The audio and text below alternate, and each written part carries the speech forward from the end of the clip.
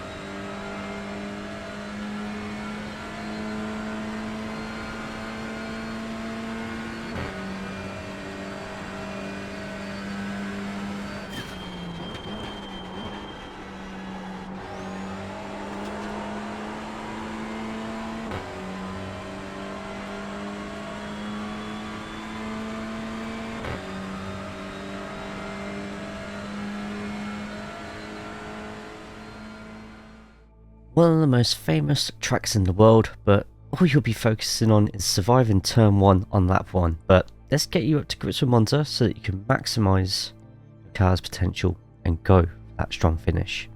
You've heard and possibly seen all the horror stories about turn 1 at Monza at race starts. I can't help you with those, but let's try and get you quicker so you qualify higher from this guide. At the end of the bushes past the 150 board, or where the light patch of grass comes up, brake heavily in a straight line.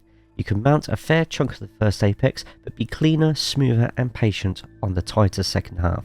Use minimal curb on the second part as it can greatly unsettle the car and give you a poor exit on the sprint to the next chicane. As you race towards Seconda Variante, keep to the inside of the long right-hander. You're in a TCR, so take the shortest route possible on this one.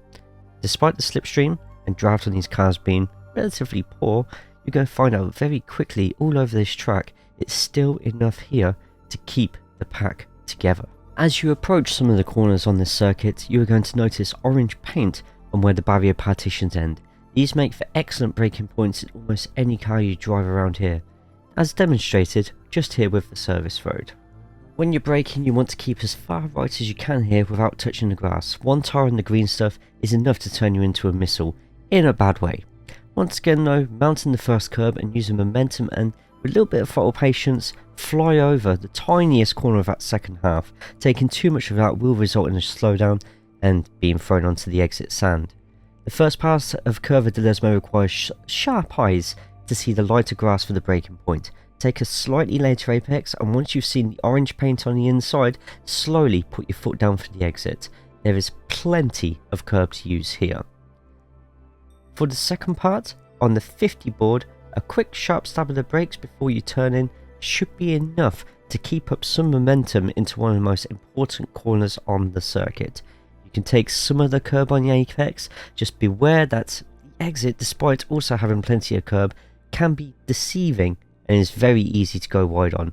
Strolling too close to the sand can initiate an off track, so keep two of any combination of tyres onto the white painted line connected to the track. We don't have DRS like Formula 1, but you can utilise a lot of draft if trying to catch somebody up this straight towards Ascari. As we approach this famous chicane, I must warn you, similar to Imola, the sausage curbs can be deadly.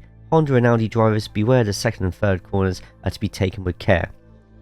Using the handy service road and orange paint, get to the brakes and mount the first apex, looking at opening up the second corner. Do not go further than the ends of the insides of the sausages on the second apex, it triggers a slowdown. Then smash through the final apex using all the curb on the exit to straighten the wheel and drive off toward Parabolica. If done correctly, as you leave the first apex of Ascari, you can successfully go through the rest of that section with your foot to the floor. Your last challenge here is the world famous Parabolica. Whilst in high downforce cars you can rip it around here, in TCRs we have to employ the tried and tested slow in fast out. Towards the end of the AstroTurf, between the 100 and the 50 boards, get slowed down and glide tightly into the corner. Be patient and feather the throttle until you see the end of the green, white and red inside curb. As that disappears, you want to be fully on the throttle by the time the orange paint on the barrier appears. We are also going to go against what we did on turn 3 and drift slightly wide on the exit using less steering input. This is so we lose less speed on exit for our front wheel drive machines. This technique is also great before the start of qualifying laps. If done right, the straightened out circuit will have you already in the middle or close to the pit wall. Hopefully with all this, you will be very happy with your qualifying time. I'm not the quickest in the vein, but the next lap is both a good baseline to beat and showcases alternate lines and where puddles merge in wetter conditions.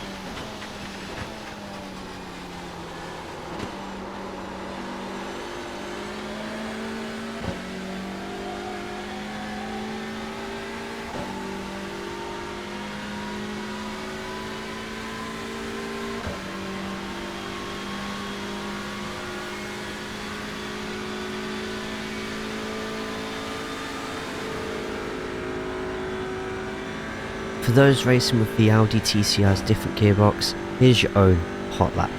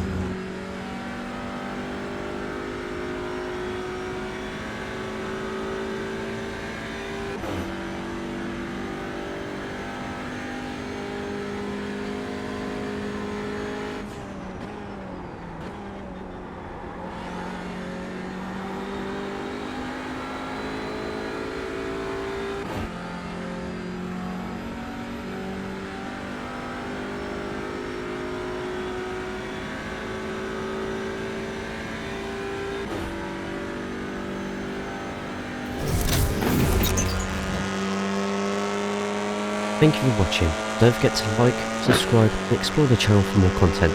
Drop a comment with what you're racing this week and check the video description below for links to Discord, Twitch and more. See you next video, take care of yourselves, most importantly, take care of each other.